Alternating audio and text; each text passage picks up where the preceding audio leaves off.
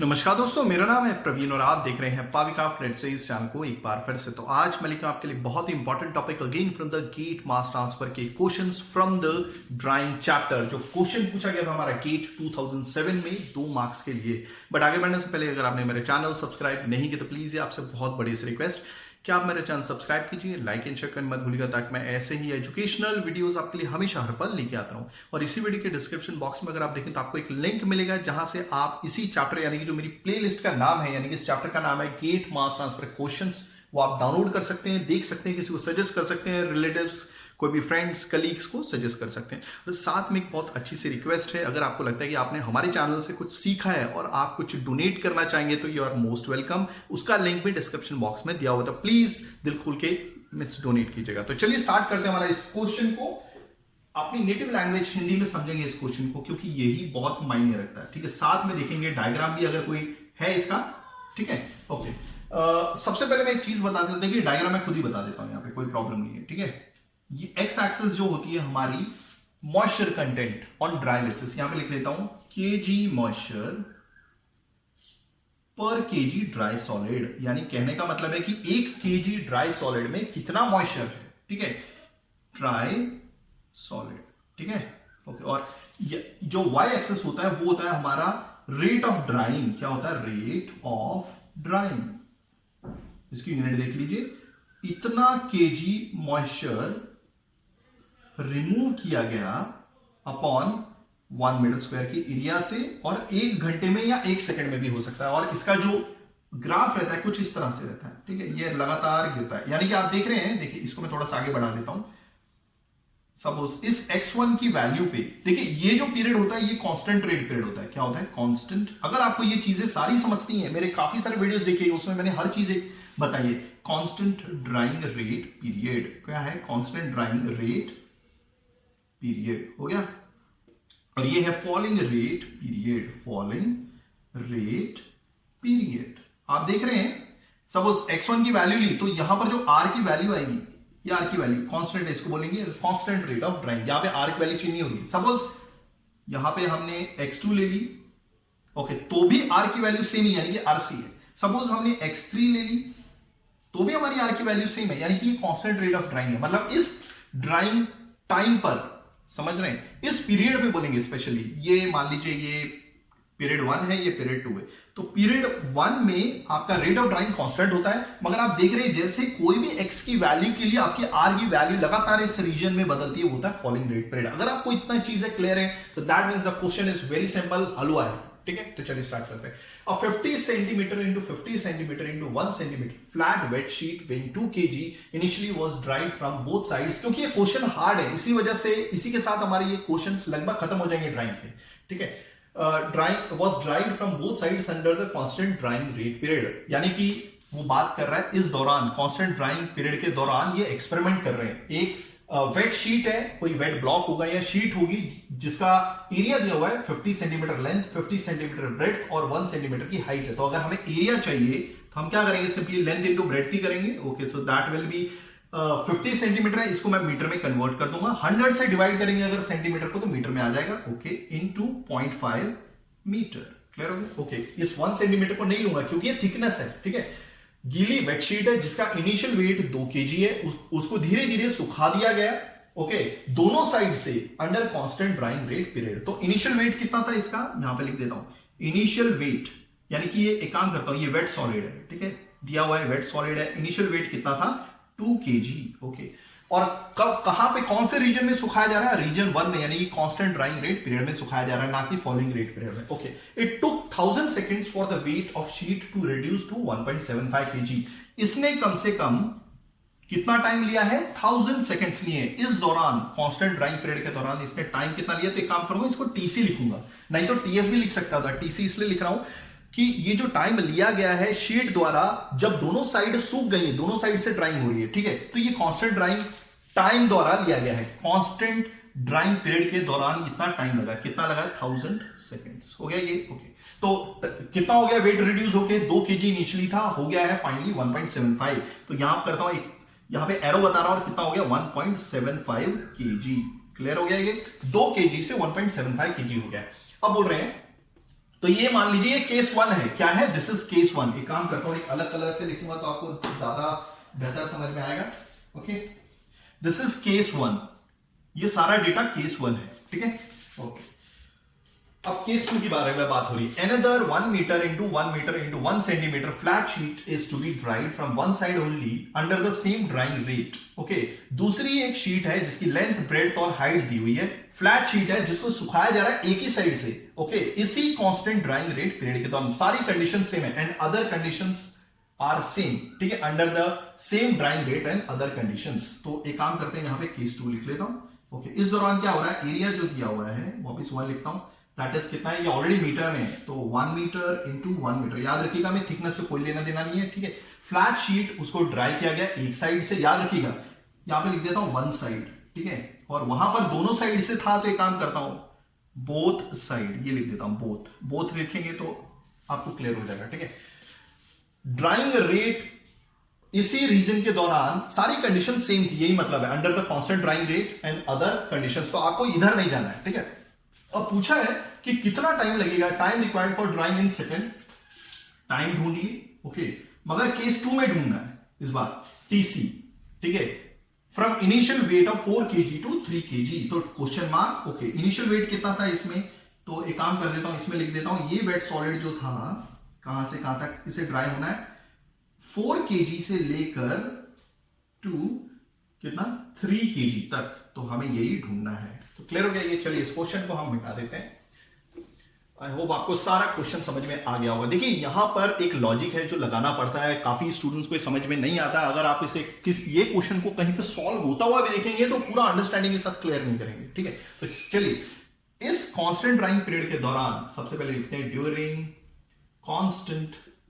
काफी स्टूडेंट्स यानी कि कमेंट करते हैं कि सर बड़ा बोर्ड लीजिए, मैं पूरी कोशिश करूंगा। फिलहाल तो आपको मालूम है कि जो वीडियोस बन रहे हैं ड्यूरिंग कोरोना है, तो मैं कहीं बाहर नहीं जा रहा हूं, तो मेरे पास बोर्ड जो है वही यूज कर रहा हूं। During constant rate of drawing, कोशिश करूंगा जल्दी से जल्द लेके आने की। During constant rate of drawing, आपको मालूम है हमारे पास जो फॉर्मूला है टाइम कैलकुलेट करने का, that is your RC is equal to LS by A then x1 minus x2 upon T, और ये जो T है ये कांस्टेंट रेट ऑफ ड्राइंग का टाइम है, ठीक है। हमें क्या चाहिए था, TC चाहिए था। ओके, एक काम करते हैं, देखिए सबसे पहले हमें ये पता होना चाहिए कि क्या हमें सारी वैल्यूज मालूम है। ओके, TC हमें मालूम है, देखिए केस 1 पे लगा रहा हूं, याद रखिएगा दिस इज फॉर केस 1, ठीक है, यहां का कोई डेटा इस्तेमाल नहीं करने वाला हूं। ओके, TC मालूम है, दिया हुआ है 1000 सेकंड। एरिया मालूम है, एरिया याद रखिएगा, एरिया 0.5 मीटर इंटू 0.5 मीटर में अगर ड्राइंग दोनों साइड से हो रही है तो इसलिए हमें मल्टीप्लाई बाय 2 करना पड़ेगा, ये भी हो गया। ओके, LS क्या होता है, that is your KG dry solid, कितना किलो ड्राई सॉलिड है। फिलहाल तो यहां पर वेट सॉलिड की बात हो रही है, तो ड्राई सॉलिड नहीं दिया हुआ। ओके, x1 माइनस x2, देखिए मैंने x आपको बता देता हूं, x क्या होता है, x होता है केजी मॉइस्चर, यही ट्रिक है इसमें, ठीक है, केजी मॉइस्चर पर केजी ड्राई सॉलिड। एक और क्वेश्चन पूछा गया था, वो शायद किसी दूसरे गेट में पूछा गया था, सेम क्वेश्चन है, मैं अगला क्वेश्चन वही लेके आने वाला हूं, ठीक है। x equal to kg moisture पर केजी ड्राई सॉलिड। x मतलब क्या होता है कि 1 केजी ड्राई सॉलिड में, देखिए पर मींस 1 होता है, 1 केजी ड्राई सॉलिड में इतना केजी मॉइस्चर है, ठीक है। मगर x1 माइनस x2 का क्या मतलब होता है, ठीक है। देखिए इसकी यूनिट भी यही होने वाली है। x1 मतलब मान लीजिए इसका एग्जांपल 5 है, इसका एग्जांपल 3 है, यानी कि 1 केजी ड्राई सॉलिड में 5 किलो मॉइस्चर है, ठीक है। वही ये x2 का क्या मतलब है, x2 का मतलब 3 है, यानी कि 1 केजी ड्राई सॉलिड में कितना मॉइस्चर है, 3 किलो मॉइस्चर है। तो ओके, अब दोनों को माइनस करेंगे तो कितना आएगा, 5 में से 3 गया 2। ओके, केजी मॉइस्चर, अब मैं इसकी यूनिट ये नहीं रहेगी, अब क्या लिखी, केजी मॉइस्चर रिमूव्ड पर केजी ड्राई सॉलिड। अब देखिए x1 माइनस x2 का क्या मतलब होता है, देखिए 5 में से 3 गया 2, यानी कि इतना केजी मॉइस्चर रिमूव कर दिया गया है 1 केजी ड्राई सॉलिड में। आई होप आपको चीजें समझ में आ गई होंगी। तो देखिए इस x1 माइनस x2 को कैसे लिखेंगे, आपको मालूम है इनिशियली कितना था, 2 किलो, हो कितना गया 1.75 kg, कितना रिड्यूस हो गया है भाई, 2 माइनस 1.75 kg, तो कितना बच गया ये, दिस इज 0.25 kg मॉइस्चर बच गया है, ठीक है। मैं सिर्फ आपको बता रहा हूं, ये देखिए एक काम करता हूं, समझ में आ रहे हो, इस x1 माइनस x2 को मैं कैसे लेके आता हूं। फिलहाल ये x1 माइनस x2 के बराबर नहीं है, मैंने गलती से लिखा है इसलिए मिटा देता हूं। 2 में से इनिशियली वेट सॉलिड कितना था, 2, उसको मैंने फाइनली कहां तक जाना है, कहां तक ड्राई करना है, 2 kg से 1.75 kg तक, यानी कि कितना मॉइस्चर रिमूव कर दिया गया है। This is the kg moisture removed, ठीक है, kg मॉइस्चर रिमूव्ड। मगर आपने देखा x1 माइनस x2 की यूनिट क्या है कि इतना kg मॉइस्चर रिमूव कर दिया गया है 1 kg ड्राई सॉलिड से। तो अब ये जो 0.25 kg है, ये जो 0.25 kg मॉइस्चर रिमूव्ड है, ठीक है, ये वही है। अगर देखिए इतना kg मॉइस्चर रिमूव कर दिया गया है, ठीक है, अब अगर मैं इसको total weight of dry solid से डिवाइड कर दूं, total weight of dry solid से, इसका मतलब यूनिट क्या है, dry solid, kg dry solid, ये करना चाहिए kg, इसकी यूनिट क्या होगी, kg ड्राई सॉलिड, ठीक है। देखिए समझ में आ रहा है, इनिशियली वेट कितना था वेट सॉलिड 2 किलो, ओके, कितना हो गया, हमें कितना ड्राई करना है 1.75, ओके, कितना मॉइस्चर रिमूव हो गया है, दोनों को माइनस करो, कितना आ गया 0.25 kg, यानी कि इतना kg मॉइस्चर रिमूव हो गया है। क्लियर हो गया, ओके। मगर अगर इस क्वांटिटी को अगर हम टोटल ड्राई सॉलिड से डिवाइड कर दे तो हमें 1 किलो ड्राई सॉलिड में से कितना मॉइस्चर रिमूव किया गया है वो मिल जाएगा, और वो क्वांटिटी क्या है, फिलहाल हमें ऐसा एलएस की वैल्यू नहीं मालूम है ना, इसलिए पर केजी हम नहीं निकाल सकते। मगर अगर हमें पर केजी ड्राई सॉलिड में कितना मॉइस्चर रिमूव कर लिया गया वो निकालना है, तो इस क्वांटिटी को हमें एलएस से डिवाइड करना ही पड़ेगा, तब जाके ये x1 माइनस x2 बनेगा। आई होप आपको चीजें समझ में आ गई होंगी। क्लियर हो गया ये, ओके। आप देखिए ना क्या होता है, x1 माइनस x2 का मतलब क्या होता है, इंडिविजुअली x1 की वैल्यू 5 दी, x2 की वैल्यू 3 दी, x1 या फिर x2 का मतलब क्या होता है कि 1 kg ड्राई सॉलिड में इतना kg मॉइस्चर है। मगर जो डिफरेंस की वैल्यू होती है वो क्या मतलब होता है उसका, डिफरेंस की वैल्यू 2 आई, कहने का मतलब है, इसका मतलब क्या है, x1 माइनस x2 है, यानी कि 1 kg ड्राई सॉलिड में से 2 किलो मॉइस्चर रिमूव कर लिया गया है। हो गया क्लियर। तो ये x1 माइनस x2 की वैल्यू कैसे लेके आएंगे, सिंपली आपके पास 2 किलो है, सॉलिड है, ड्राई होके 1.75 kg आ गया है, कितना मॉइस्चर रिमूव हो गया, 0.25 kg मॉइस्चर रिमूव हो गया। अब इस क्वांटिटी को जब हम टोटल ड्राई सॉलिड से डिवाइड करेंगे तो हमें इंडिविजुअल यानी कि 1 किलो ड्राई सॉलिड में से कितना मॉइस्चर रिमूव निकला है वो आ जाएगा, और वो क्वांटिटी होगी हमारी x1 माइनस x2। तो कहने का मतलब है x1 माइनस x2 की जगह मैं ये क्वांटिटी रखूंगा, ये रखूंगा 0.25 kg moisture remove upon ls। हो गया क्लियर। तो सिंपली मैं यहीं पे बता देता हूं, देखिए ls तो यहां पर था ही, ओके, क्लियर हो गया ये। आई होप आपको चीजें क्लियर हो गई होंगी, यही चीज मैं आगे भी बताने वाला हूं आपको, देखिएगा ध्यान से, ठीक है। ls हो गया, ओके। एरिया कितना है, दिस इज 0.5 इंटू 0.5, याद रखिएगा ड्राइंग दोनों साइड से हुई इसलिए मल्टीप्लाई बाय 2, ओके। टीसी क्या है, 1000 सेकेंड्स दिया हुआ है, ओके। x1 माइनस x2 क्या है, दिस इज ऑलरेडी बता दिया है, x1 माइनस x2 इज 0.25, ठीक है। आप चाहे तो यूनिट लिख सकते हैं अंडरस्टैंडिंग के लिए, आप देखेंगे, ठीक है, ओके। और नीचे क्या है, ls, ओके। सो ls से ls कैंसिल, ओके। अब अगर आप rc निकालेंगे तो this is coming out to be, कितना आ रहा है भाई, rc is coming out to be, जा रहा है 5 इंटू 10⁻⁻4 kg मॉइस्चर रिमूव्ड पर मीटर स्क्वायर पर सेकंड से, यानी कि 1 मीटर स्क्वायर के एरिया से 1 सेकंड में इतना मॉइस्चर रिमूव किया जा रहा है, ये आरसी की वैल्यू है, ओके। जब आपको आरसी आ गया है तो इट्स वेरी इजी, ओके। तो केस 2 में चलते हैं, केस 2, ओके। अब क्या था फॉर्मूला, तो हमारा यही रहने वाला, RC equal to ls by a x1 minus x2 upon TC, ठीक है, ओके। तो हमें क्या चाहिए था, अब सेकंड केस में टीसी चाहिए, तो टीसी को मैं यहां ले लेता हूं, is equal to ls by a x1 minus x2 upon RC। हो गया ये क्लियर, ओके। चल यहां पे लिखो, देखो TC is equal to ls की वैल्यू वैसे रखेंगे। एरिया सेकंड केस में एरिया क्या था, 1 इंटू 1, याद रखिएगा ड्राइंग एक साइड से हो रही है इसलिए हम मल्टीप्लाई बाय 2 नहीं करेंगे, ठीक है, ओके। अब x1 माइनस, ओके, RC की वैल्यू भी यहां पे लिख लेते हैं, RC की वैल्यू हमने अभी निकाली है, दिस इज इंटू 5 इंटू 10⁻⁴ हो गया। अब x1 माइनस x2, ये सेम कॉन्सेप्ट है जो मैंने इससे पहले समझाया था। तो x1 माइनस x2 क्या है, इस केस में सिंपली 4 माइनस 3 होगा, कितना होगा 4 माइनस 3, काम करता हूं ऐसे लिख देता हूं, x1 minus x2 is nothing but 4 minus 3 upon ls होगा। क्लियर हो गया। So ls cancel, so therefore TC is equal to कितना रहा है, this is coming out to be 2000 seconds. रही बात यूनिट की, आप सोच रहे होंगे ये कैसे आया होगा, ठीक है, इसकी यूनिट देख लेते हैं, ठीक है।